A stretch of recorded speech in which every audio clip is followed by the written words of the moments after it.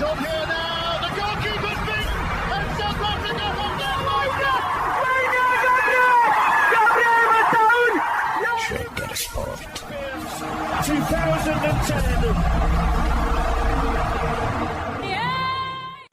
ሰላም ጤና ይስጥልን እንደምናላችሁ የተከበራችሁና የተወደዳችሁ የሸገር ስፖርት ዊዝ አበበ ግደይ የዩቲዩብ ቻናል ቤተሰቦቻችን በያላችሁበት እጅግ አስደሳች ጊዜን እያሳለፋችሁ እንደሆነ ተስፋ እናደርጋለን። መልካሙን ሁሉም ለናንተ እንመኛለን። ታዲያ ይህንን ሸገር ስፖርት ዊዝ አበበ ግደይ የሚለውን የዩቲዩብ ቻናላችንን ሰብስክራይብ አድርጉት፣ የደውል ምልክቱን ተጫኑትና አዳዲስ ፕሮግራሞችን ስንለቅ መልእክት ይድረሳችሁ። ላይክ በማድረግ እንዲሁም ደግሞ ሊንኩን ለሌሎች በማጋራት በተከታዮች ቁጥር እንድንበዛ የምንሰራቸው ፕሮግራሞችም ብዙ ሰዎች ጋር እንዲደርስ የምታደርጉትን ጥረት አጠናክራችሁ ቀጥሉ እንላለን። እስካሁን ላደረጋችሁልን ድጋፍ፣ እገዛ እና እኛን ለማንቃት ለሄዳችሁት ርቀት በሙሉ ምስጋናችን ትልቅ ነው። በጣም እጅግ በጣም አድርገን እናመሰግናለን። የዘንድሮ የውድድር ዓመት እስካሁን ድረስ ያው የእንግሊዝ ክለቦች በአራት ውድድሮች ላይ ተሳታፊዎች ናቸው። በፕሪሚየር ሊግ፣ በቻምፒዮንስ ሊግ የሚሳተፉ ክለቦች አሉ። ስለዚህ ከዛ በኋላ ኤፍ ኤ ካፕና የካራባኦ ካፕ ውድድር አለ። አንዳንዶቹ ደግሞ የዩሮፓ ሊግ ይሆናል በቻምፒዮንስ ሊጉ ፋንታ፣ ለሌሎች ደግሞ ዩሮፓ ሊጉ ይቀራል፣ ቻምፒዮንስ ሊጉ ይቀራል፣ ከዛ የኮንፈረንስ ሊግ ይሆናል። ለሌሎቹ የፕሪሚየር ሊግ ክለቦች ግን ሁሉም ማለት በሚቻል ደረጃ 20ዎቹ ክለቦች መካከል አሁን የጠቀስናቸው የቻምፒዮንስ ሊግ፣ የዩሮፓ ሊግ እና የኮንፈረንስ ሊግ ተሳታፊ ከሆኑት ውጪ ሶስት ውድድሮች ላይ ተሳታፊዎች ናቸው። ሶስቱ ውድድር ላይ የሚሳተፉትን ትተን አሁን አርሰናልን በተመለከተ ስለሆነ የምንነጋገረው እሱን እናንሳ። አርሰናል በቻምፒዮንስ ሊግ አለበት። በቻምፒዮንስ ሊግ ላይ ምርጥ ነበረ። የሊግ ፌዙን 8 ጨዋታዎች አይተናል። በ8ቱ ጨዋታዎች 4ቱን በሜዳው 4ቱን ከሜዳ ውጪ አሸንፏል። 100% ዊኒንግ ሪከርድ ነው ይሄ ለአውሮፓ ቻምፒዮንስ ሊግ የሊግ ፌዝ የእንግዳ ታሪክ የሆነ እና አርሰናል ግን ችሎ ያሳየው ነው። አርሰናል 8ቱንም ጨዋታዎች 4ቱን በሜዳው 4ቱን ከሜዳው ውጪ በጣም ትልልቅ ከሚባሉ ተጋጣሚዎች ጋራም ጭምር አድርጎ እያሸነፈ አርሰናልን የሚጠራጠሩ አርሰናል እንዲህ አያደርግም ብለው የሚናገሩ አስተያየት ሰጪዎች እኮ ነበሩ። ይህንን በተደጋጋሚ አይተናል። ለምሳሌ የአትሌቲኮ ማድሪዱ አሰልጣኝ ዲየጎ ሲሞኒ ይህንን አስተያየት ሲሰጥ ነበረ። የኢንተር ሚላን ሰዎች ይህንን ሀሳብ ሲሰጡ ነበረ። አርሰናልን ሳይሆን ገሌን እያሉ አንዳንዶቹ ባየር ሚዩኒክን፣ አንዳንዶቹ ራሱን ኢንተር ሚላንን እያሉ ከአርሰናል ይልቅ እነዛን ቡድኖች እንደሚያከብሩ፣ ከአርሰናል ይልቅ እነዛ ቡድኖች የተሻለ ውጤት እንደሚያመጡ ይናገራሉ። የሚገርመው ይህንን አስተያየት የሚሰጡ ተጋጣሚዎች ሆነው አርሰናልን በገጠሙበት ጊዜ በአርሰናል የተደቆሱ በአርሰናል የሽንፈት ውጤት ያጋጠማቸው ናቸው። ይሄንንም ደግሞ ካነሳም በኋላ አርሰናል ያው ግስጋሴውን ቀጠለ። ዲየጎ ሲሞኒ ምንም ቢልም የኢንተር ሚላን ሰዎች ምንም ቢሉም ገለልተኛ የእግር ኳስ አስተያየት ሰጪዎች ነን ያሉ ሰዎችም አርሰናልን የቻምፒዮንስ ሊግን ዋንጫ ከማሸነፍ አንጻር ክብሩን አሳንሰው ወይም በሊግ ፌዝ ያዩትን ነገር አደብዝዘው ክብሩን አሳልፈው ለሌሎች የሰጡም ቢሆን አርሰናል ግን 8ቱንም ጨዋታዎች አሸንፈዋል። በቀጣይ ደግሞ ሩቱ ወደ ቻምፒዮንስ ሊግ ራውንድ ኦፍ 16 ኳርተር ፋይናል፣ ሰሚ ፋይናል እያለ የሚሄድበት ሩት የተሻለ እንደሚሆን በእርግጠኝነት መናገር ይቻላል። ምክንያቱም አርሰናል የሊግ ፌዙን ጨዋታዎች በሙሉ ስላሸነፈ፣ በፕሪሚየር ሊጉም አንደኛ ነው። የ4 ነጥብ ልዩነት ብልጫ አለው። ዛሬ ላይ ሆነን ስንነጋገር የኤፍ ኤ ካፑንና የካራባኦ ካፕ ፍጻሜ መድረሱን ከዚህ በፊት ስናነሳው ነበረ። ስለዚህ ስቲል ለመድፈኞቹ ኢትስ ፖሲቢሊቲ የመሆን እድል ያለው ነው። ምኑ 4ቱንም ዋንጫ ማሸነፍ የሚጠበቅበት ምንድን ነው? በኤፍ ኤ ካፕ ዛሬ ምሽት የሚወጣውን ጣድልድል ተከትሎ ተጋጣሚውን አውቆ ተጋጣሚውን አልፎ ወደሚቀጥለው የሩብ ፍጻሜ፣ ግማሽ ፍጻሜ እያለፉ መሄድ ነው የሚጠበቅበት። ሌላው ምንድን ነው? በካራባኦ ካፕ የዋንጫ ጨዋታ ዌምብሌይ ስቴዲየም ላይ ማንቸስተር ሲቲን ማሸነፍ ነው። በፕሪሚየር ሊጉም ያለውን የ4 ነጥብ ልዩነት ከቻለ አስጠብቆ፣ በጣም ከቻለ ደግሞ አስፍቶ የፕሪሚየር ሊጉን ዋንጫ ማሸነፍ እናም በቻምፒዮንስ ሊግም የሊግ ፌዝ ውጤታማነቱን አጠናክረው መቀጠል፣ ከዚህ በኋላ የሚኖሩት ጨዋታዎች አስቸጋሪነቱን መረዳት ነው። በዚህ አራቱም ውድድር ላይ አለበት ማለት ነው። ስላለበት የአርሰናሉ ኖኒ ማድዌኬ እንዳለው የመድፈኞቹ ደጋፊዎች መብታችሁ ነው አለ። መብታችሁ ነው።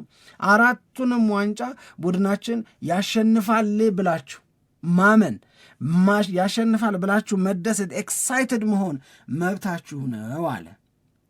መብት ከሆነ አዎ መብት ነው። አሁን ስለ መብት መብታችሁ አይደለም ገና ምኑ ተያዘና ምናምን እያሉ የሰውን መብት ማኮሰስ ማደብዘዝ ምናምን አይቻልም። መብት ከሆነ መብት ነው። ኤቭሪ ራይት አላቸው ብሏል። ልክ ነው። አሁን ጥያቄው ግን ይሄንን አራቱንም ዋንጫ የማሸነፍ እድሉን ይጠቀምበታል ወይ? ያደርገዋል፣ ያሳካዋል፣ ይፈጽመዋል ወይ? አዎ ስንል ምክንያቶች፣ አይ የለም ይቸገራል ወይም አይችልም ስንል ምክንያቶች መቀመጥ መቻል አለባቸው። ስለዚህ የአራቱ ዋንጫ አሸናፊ ለመሆን አርሰናል ያለው ኦፖርቹኒቲ ምንድን ነው፣ ያለበት ፈተናስ ምንድን ነው የሚለውን ለማንሳት እንሞክር። የመጀመሪያው በበጎነት የሚነሳው ለእኔ የፊት ለፊቱ ሀቅ ብዬ የምለው እስካሁን መቻሉ ነው። እስካሁን አርሰናል ቀደም ሲል በጠቀስናቸው ውድድሮች ላይ ያመጣቸው ውጤቶች በሙሉ አሪፍ ናቸው፣ በጎ ናቸው። ከሚፎካከሩት ክለቦች የቀደመባቸው የተሻለባቸው ናቸው። ስለዚህ አርሰናል ችሎ በልጦ ከሌሎቹ ልቆ እነዚህን ውጤቶች ካመጣ ከዚህ በኋላም ያንን ማስቀጠል ከዚህ በኋላም ያንኑ የበላይነት ሊያጎናጽፈው የሚችለውን ፐርፎርማንስና ውጤት ማምጣት ነው የሚጠበቅበት ነው። የአርሰናል በቻምፒዮንስ ሊግ 8 ተጫውቶ 8 ማሸነፍ፣ በፕሪሚየር ሊግ አንደኛ መሆን፣ በካራባኦ ካፕ የፍጻሜ ደረጃ ላይ መድረስ፣ በኤፍኤ ካፕም ተጋጣሚዎቹን እያሸነፈ ወደ ቀጣዩ ምዕራፍ መሸጋገር አጋጣሚ አይደለም፣ ጉብዝና እንጂ። ስለዚህ ይሄ ጉብዝናው ነው አንድ እንድንተማመንበት የሚያደርገው። ዋይኖት እንላለን። ቢያንስ ለምን አይሆንም? መሆን ይችላል የሚያስብል ጉብዝና፣ ውጤታማነት እናም ጥሩ ፐርፎርማንስ አሳይቷል የሚለው በበጎ ይነሳል። ሁለተኛው ይሄንን ለመፈጸም የሚያስፈልግ የተጫዋቾች ስብስብ ባለቤት ነው። የውድድር ዓመቱን ገና ስንጀምር አንስቶ አርሰናል በዘንድሮ የውድድር ዓመት ሃይሊ ኤክስፔክትድ ነው። ለምን? ዋንጫዎችን ለማሸነፍ የትኞቹን ውድድሮች የሚወዳደርባቸውን ቢያንስ ትልልቆቹን ውድድሮች በዋንጫ አሸናፊነት ለማጠናቀቅ የሆነ ግዴታ ሰዎች ከዚህም ከዛም ኮርነር መጥተው ጥለውበታል። ያንን ያደረጉበት ዋነኛው ምክንያት አርሰናል በክረምት ለተጫዋቾች ዝውውር የሰጠው ትኩረት፣ የፈጸማቸው ዝውውሮችና ዝውውሮቹ ለአርቴታና ለረዳቶቹ የሰጣቸው አቅም ነው። ይህንን ማንም ዲና ሊያደርገው አይችልም። ኦልሞስት በየመጫወቻ ቦታዎቹ ላይ አርሰናል ሁለት ምርጥ ሰዎች አሉት።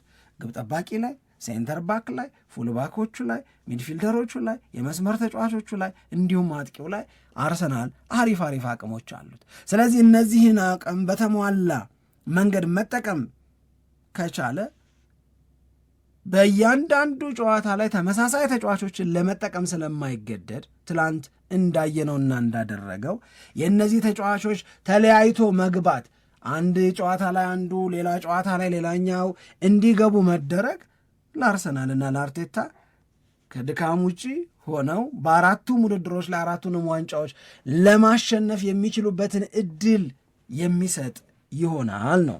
ስለዚህ ይሄንንም ከግምት ውስጥ ማስገባት ይኖርብናል የሚለውንም አብረን ማንሳት አለብን። ይሄ የአንዱ ምናልባትም ዋነኛ ከምንላቸው የአርሰናል በጎ ነገሮች መካከል አንደኛው ስኳዱ ነው። ስኳዱ በጣም ሰፊ ነው። ስኳዱ በጣም ምርጥም ነው። ምንም ጥያቄ የለውም። ከዚህ ውጪ አርሰናል በእንግሊዝ ፕሪሚየር ሊግ ቀሪዎቹ መርሃ ግብሮች እና ያሉት ጨዋታዎች የሚኖራቸው አስቸጋሪነት ከተከታያቸው ከማንቸስተር ሲቲ አንጻር ሲለካ የአውሮፓ ቻምፒዮንስ ሊግ ላይ አንደኛ በመውጣቱ ምክንያት ሩቱ ኢዚየስት ነው ወይም ቀለል ያለ ጉዞን ይጓዛል። በእያንዳንዱ ምዕራፍ ተጋጣሚዎቹ ቀለል ያሉ ይሆናሉ። የመጀመሪያ ጨዋታዎቹን ከሜዳ ውጭ ይጫወታል። እነዚህ ኢትስ ቦነስ፣ ምንም ጥያቄ የለው። ሌሎቹ ከአርሰናል ጋር የሚፎካከሩት ክለቦች የሌላቸውን እድል አርሰናል ያገኛል። ስለዚህ በደንብ ሳሳው ስንመለከተው እነዚህ ነገሮች የአርሰናል ደጋፊዎች በቡድናቸው ላይ 4ቱን ዋንጫ ከማሸነፍ አንጻር ተስፋ እንዲያደርጉ በይሆናል እንዲጠብቁ ወይም ለምን አይሆንም ብለው እንዲያስቡ ያደርጋቸዋል። አቅምም ጉልበትም ይሰጣቸዋል። ግን ፈተና አልባ ነው ብለን ደግሞ ማሰብ አንችል። ፈተና አለው። ፈተናው ከምንድን ነው የሚመጣው? ወይም የፈተናው ምንጮች ፈተና ብለን ስንል ምን ያሳያል ስንል አንዳንድ ጊዜ የሚነሱ ቅሬታዎች አርሰናል ላይ የሚፈጠርን መተማመን የሚያጎድሉ ክፍተቶች ቡድኑ ላይ የታዩ መሆናቸው ነው። እነዚህ ነገሮች መካከል ለምሳሌ አንደኛው ኢንኮንሲስተንት ይሆናል። ስለዚህ ይህንን ኮንሲስተንሲ ወይም ወጥ የሆነ ብቃትን በዘላቂነት ማሳየት መቸገር፣ በተለይ ደግሞ በጣም ትልልቅ በሚባሉ ጨዋታዎች እና ጨዋታዎቹ ይዘውት በሚመጡ ጫናዎች በቀላሉ የሚሰበር በቀላሉ አቅም የሚያጣ መሆኑን ላስተዋለ ሰው ከባድ ነው። ነገሩን ከባድ ያደርገዋል፣ ፈታኝ ያደርገዋል። ኖኒ ማድዌኬ እንዳለው ልበ ሙሉ ለመሆን ኤክሳይትድ ለመሆን ትንሽ አቅም የሚያሳጣ እስቲ የሚሆነውን እንይ የሚል ስሜትን ይፈጥራል። ይህ አንደኛው ነው። ቻሌንጂንግ ነው፣ ፈታኝ ነው። አርሰናል በፕሪሚየር ሊጉ ያጋጠሙት የነበሩትን ትልልቅ የሚባሉ ጨዋታዎች እንዴት ባለ ውጤት አጠናቀቃቸው? በሊቨርፑል 4 ነጥብ ለምን ተወሰደበት? በማንቸስተር ዩናይትድ የደረሰበት ሽንፈት፣ አስቶን ቪላ ያሸነፈው ማሸነፍ፣ ማንቸስተር ሲቲን ሳያሸንፍ የቀረበት አጋጣሚ፣ ከቼልሲ ጋር ሞይሴስ ካይሴዶ በቀይ ካርድ ከሜዳ ወጥቶ ያሳየው ፐርፎርማንስና የተመዘገበው ውጤት እያሉ ሲዘረዝሩ ከዚህ በኋላ በቻምፒዮንስ ሊግ ከዚህ በኋላ በሚደረጉ ሌሎች ውድድሮች በጣም ከባድ እየሆኑ ነው የሚመጡት። ስለዚህ በሚከብዱ በሚያስቸግሩ ይበልጥ በሚፈትኑ ጨዋታዎች ላይ አርሰናል ነጥሮ እንዲወጣ ኤክስፔክት ማድረግ ይቻላል ወይ? ይሄንን ፈተና ያስቡትና ግራ ይገባቸዋል።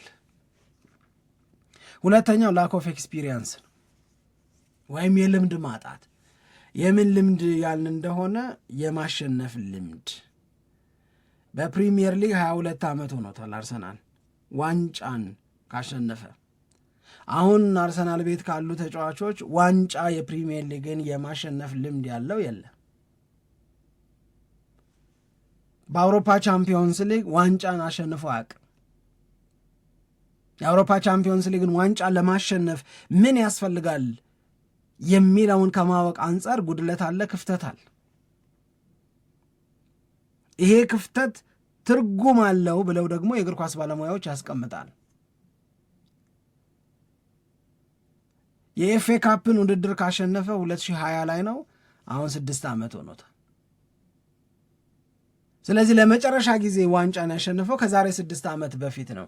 ስለዚህ እንዲህ ያሉ ልምድ አልባነቶች ምናልባት አርሰናል በሆነ ተጋጣሚ የተሸነፈ እንደሆነ ወይም የሆነ ተጋጣሚ ነጥብ ያስጣለው እንደሆነ ቶሎ የፍርሃት ስሜት ውስጥ የሚገባው ቶሎ ብርግግ ድንግጥ የሚባለው ይሄንን ልምድ ማጣት ከማወቅ አይደለም ወይ? ስለዚህ የልምድ አልባነት ትልቅ ፋክተር ነው። ትልቅ ጉዳይ ነው የሚሆነው። አንዴ እስኪሰብሩት ድረስ እያስቸገራቸው ሊቀጥል ይችላል። ለዚህ ይመስለኛል መጀመሪያ ላይ አርሰናል ዘንድሮማ ዋንጫ ማሸነፍ ግዴታው ነው ሲባል ማንም 4ቱንም ያለ የለም። ዋንጫ ማሸነፍ ግዴታው ነው፣ ከሁለቱ ትልልቅ ውድድሮች መካከል ቢያንስ አንዱን ምናምን የሚል አስተያየት ተሰጠ እንጂ 4ቱንም ዋንጫዎች የሚል የለም። አሁን እያዩ ሲመጡ በዚህም የፍጻሜ ተፋላሚ ሲሆኑ በዚህም ሲሳካ በዛም አሪፍ ነገሮች ሲመጡ ዋይኖት የሚል ነገር ስለተጀመረ ነው። ስለዚህ እኔ በግሌ አርሰናል 4ቱን ዋንጫ ቢያሸንፍና የተለየ ታሪክ መስራት ቢችል ይሄ ኤክስትራኦርዲነሪ ነው። በቃ ከተጠበቀውም ከተለመደውም ውጪ ነው። ነገር ግን ከትልልቆቹ ዋንጫዎች አንዱን ከሁለቱ አነስ ያለ ግምት ከሚሰጣቸው ውድድሮች አንዱን አሸንፎ ደብል ዊነርም እንኳን ቢሆን ለአርሰናል በቃ ትልቅ አይን ገላጭ አይሆንም ወይ? አሴ ሉዘር ልንወስደው እንችላለን፣ የባከነ የውድድር ዓመት ልንለው እንችላለን ወይ የሚል ጥያቄን አነሳለሁ። አሁን ያልናቸውን ምክንያቶች ፋክተሮች ከግምት ውስጥ በማስገባት ግን ሶስተኛ ፋክተር አለ።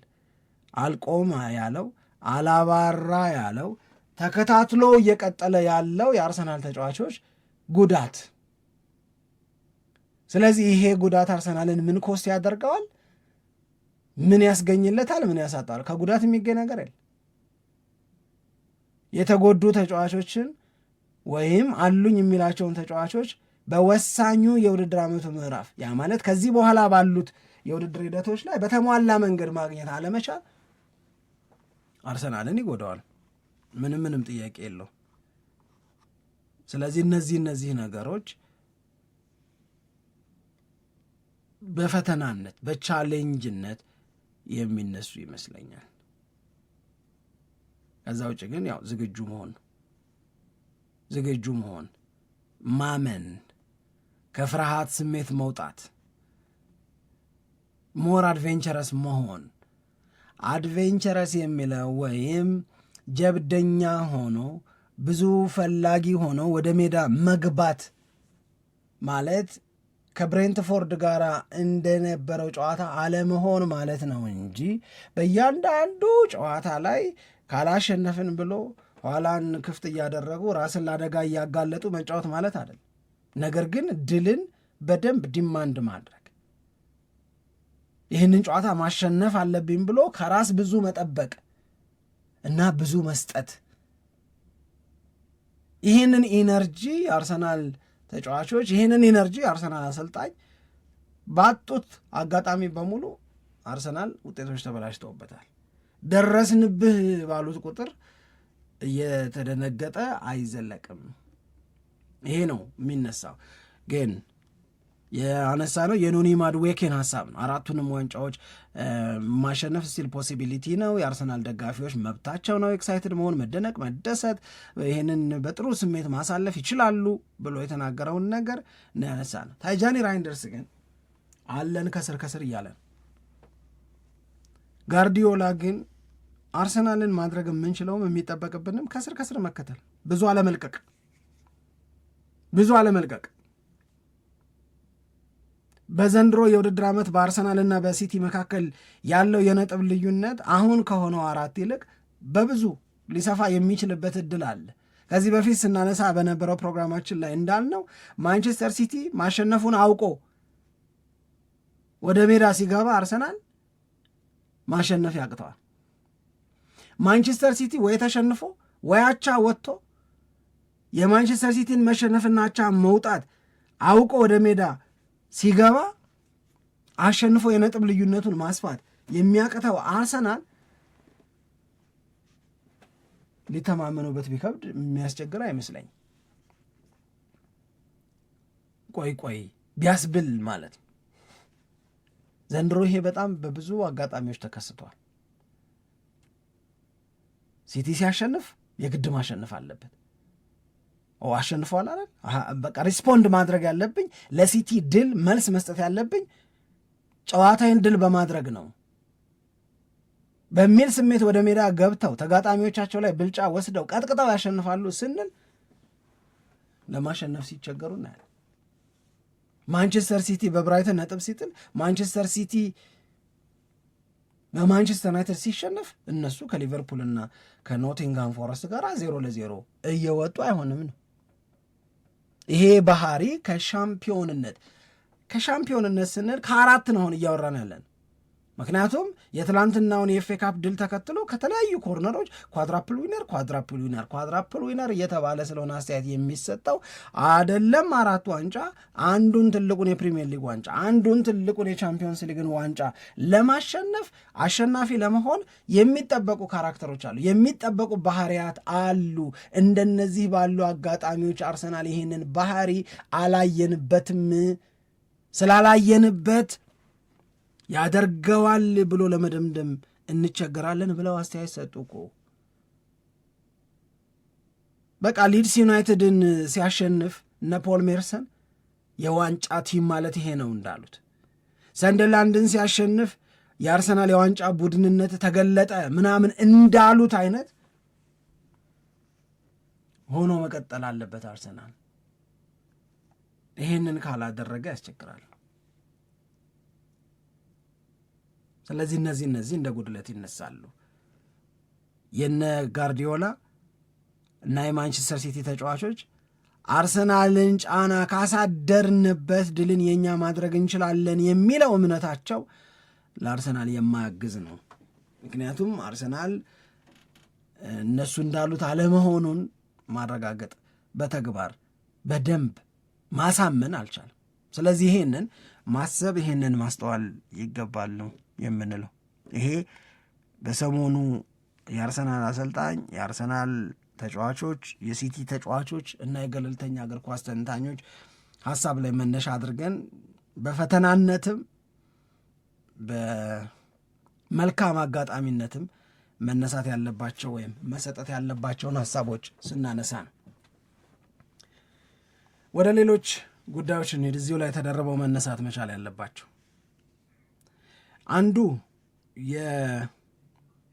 የማንቸስተር ሲቲን በተመለከተ በጣም ኮንፈርተብል ነን ብለዋል።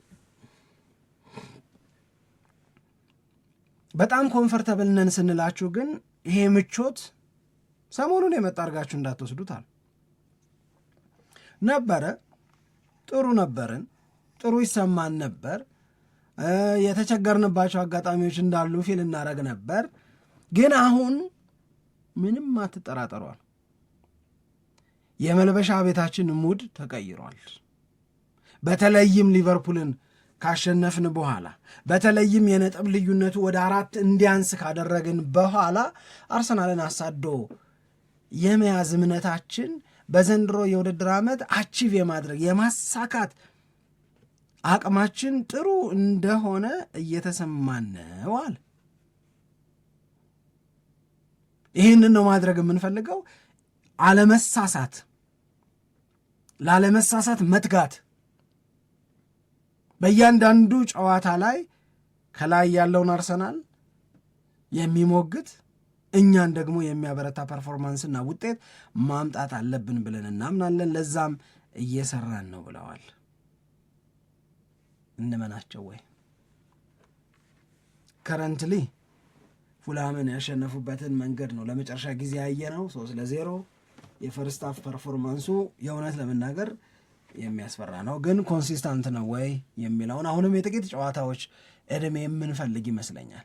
ቀጥለው የሚደረጉ ጨዋታዎች፣ ቀጥለው የሚመዘገቡ ውጤቶች፣ ቀጥለው የሚታዩ ፐርፎርማንሶች በጣም ወሳኝ ናቸው። አርሰናል ላይ ጫና ለማሳደር ወይም እንደሚያሳድሩ ወይም በ2022/23 በ2023/24 እንዳደረጉት ይነጥቁታል ብሎ ለመተማመን ቤት እንድሲ ቆይቶ ማየት ነው። አሁን ፉከራን አሁን በሜዳ ላይ ውጤት ብቻ ሳይሆን በሚዲያ በፕሬስ ኮንፈረንስ በሚሰጡ ለጋዜጠኞች ሀሳቦችም ጭምር አርሰናልን ጫና ውስጥ ለመክተት የሚደረግ የማይንድ ጌም አካል እንደሆነ ነው እኔ የሚሰማኝ። ካላየን አናምንም ነው። ኮንሲስታንት ሁኑ።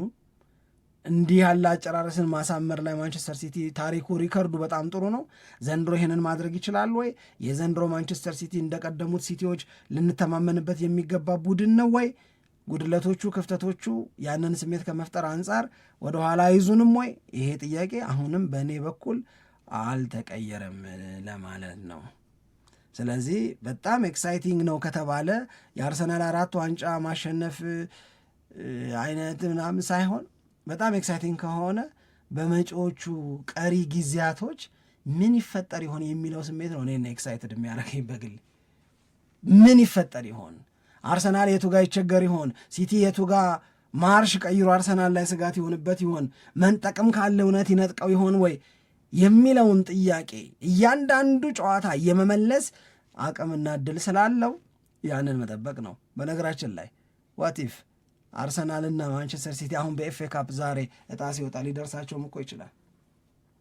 ቅድም የጻፈው የሲቲ ደጋፊ 4ቱንም አይበላም እኛ የሆነውን እንካፈለዋለን እንጂ እንዳለው የካራባኦ ካፕን ዋንጫ ለማሸነፍ ሲቲን ማሸነፍ እንዳለበት ሁሉ በኤፍኤ ካፕም ዛሬ በጣም ሊገናኙ የሚችሉበት እድል አለ ለማለት ነው። ከማን ዩናይትድ ጋር በተያዘ ምን አዲስ ነገር አለ ላላችሁ ያን ያህል የተለየ አዲስ የሚባል ነገር የለም። ግን ከአሰልጣኝ ቅጥር ጋር በተያዘ ዚህ አትሌቲክ ላይ ማንቸስተር ዩናይትድ ቤት ያለውን ነገር ሁለት ነገሮችን ነው ዚህ አትሌቲክ ላይ ስለ ማንቸስተር ዩናይትድ የተጻፈው ዛሬ።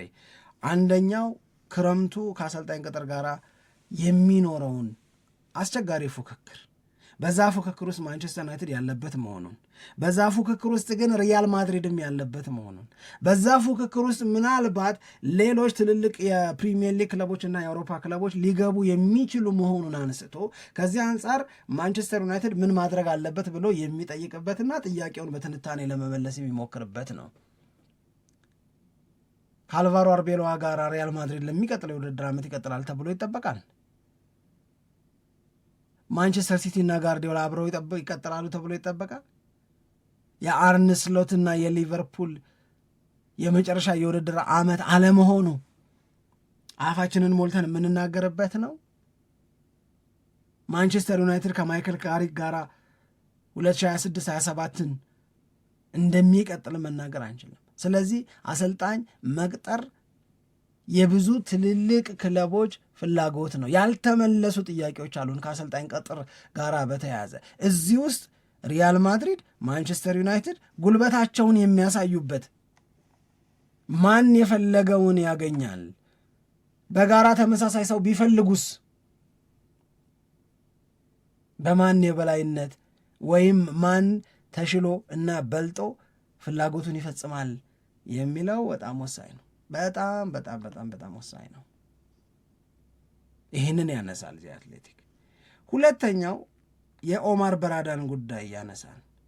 ኦማር በራዳ በባርሴሎና ቤት ውስጥ 7 ዓመት፣ በማንቸስተር ሲቲ ቤት ከ10 ዓመት በላይ ያገለገሉ አሁን የማንቸስተር ዩናይትድ ሲኢኦ ሆነው እየሰሩ ያሉ ሰው ናቸው። ሰውየውን በተመለከተ ማንቸስተር ሲቲ ቤት አብረዋቸው የሰሩ ሰዎች የሰጡትን ምስክርነት ያስቀምጣል። ለምሳሌ ምን ይላል? አንድም ቀን ነገር ተበላሸ፣ ካሰብነው ውጪ ሆነ ብሎ የመጮህ የመቆጣት የማንባረቅ ባህሪ የሌለው ጫናዎችን መዋጥ የሚችል በስትረስ ውስጥ የማለፍም የማሳለፍም አቅም ያለው ሰው ነው ብለው ምስክርነትን ሰጥተውለታል ይላል ዚህ አትሌቲክ ስለ ኦማር በራዳ። ይሄ ሰው ማንቸስተር ዩናይትድ ቤት ውስጥ ስራ እንዲጀምር ሲደረግና የዩናይትድ ሲኢኦ ሆኖ ኃላፊነቱን ሲወስድ ከማንቸስተር ዩናይትድ ሰዎች የሚጠበቅ የነበረው ነገር ማንቸስተር ዩናይትድን ወደ ቶፕ ሌቭል መመለስ ነው። ወደ ቶፕ ሌቭል ዩናይትድን ለመመለስ ኦማር በራዳ ብዙ ነገር ይጠበቅባቸዋል። ፕሮሚሲንግ የሆነ ነገር አለ፣ ግን ስቲል ደግሞ ፈታኝ የሆነ ነገርም ደግሞ አለ። ተስፋ ሰጪ የሚባሉ ነገሮች ምንድናቸው ሲባል ለምሳሌ ከፈርጉሰን ጡረታ መውጣት በኋላ ማንቸስተር ዩናይትድ ቤት ውስጥ የተደረጉ ዝውውሮች አሉ። አብዛኛዎቹ ዝውውሮች ስለ ፉርሽነታቸው፣ ስለ አለመርባታቸው፣ ማንቸስተር ዩናይትድ አሁን የሚገኝበት ፋይናንሻል ክራይሲስ ውስጥ እንዲገባ ስለማድረጋቸው የሚነሱ የሚያወቃቅሱ ዝውውሮች ናቸው። ከረጅም ጊዜ በኋላ ማንቸስተር ዩናይትድ በተጫዋቾች ዝውውር ዘንድሮ ክረምት ላይ ሴኒ ላሜንስን፣ ማቲያስ ኩኛን፣ ብሪያን ኤምቤሞን፣ ቤንጃሚን ሼሽኮን ሲያስፈርም ካለፉት ጊዜያቶች ዝውውር በሙሉ የተሻለ ልክነት የታየበት ዝውውር ነው።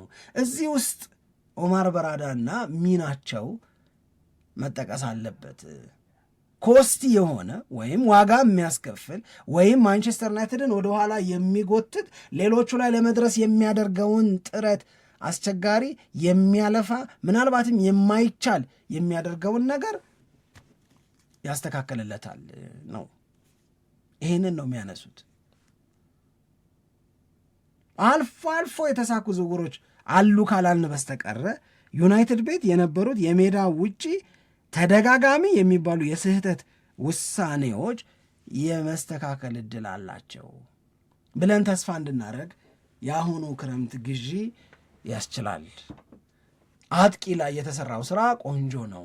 አሁን ቀጣዩ ትኩረት ሚድፊልደር ላይ የሚሰራው ስራ ነው። እዛም ላይ ልክ እንደዚሁ የተሳኩ ዝውውሮችን የመፈጸም አቅሙን ካስቀጠለ ማንቸስተር ዩናይትድ በቃ ይህንን ማድረግ ይህንን መቀጠል ይችላል ብለው ነው የሚናገሩ ያሉት።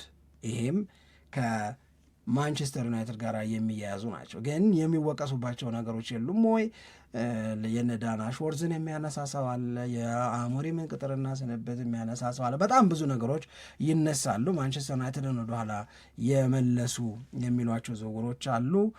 ስለዚህ እነዚህን እያረሙ መቀጠል ይቻላል እና ኦማር በራዳ ላይ ተስፋ እናድርግ ወይ? ማንቸስተር ዩናይትድን ወደ ሀያልነት ወደ ታላቅነት ከመመለስ አንጻር ይሆንለታል፣ ያደርገዋል፣ ይችለዋል፣ ያሳካዋል ብለን አፋችንን ሞልተን እንናገር ወይ? የክረምቱን የአሰልጣኝ ቅጥር ሽሚያስ ዩናይትድ በምን ጥበብ፣ በምን ማስተዋል፣ በምን ምርጥ ዲሲሽን ሜኪንግ ፓወር ይወጣዋል የሚለውን የሚጠይቅ አሪፍ ጽሑፍ ዚ አትሌቲክ ላይ ተጽፏል ብለን ለጥያቄያችሁ መልስ ለመስጠት ነው።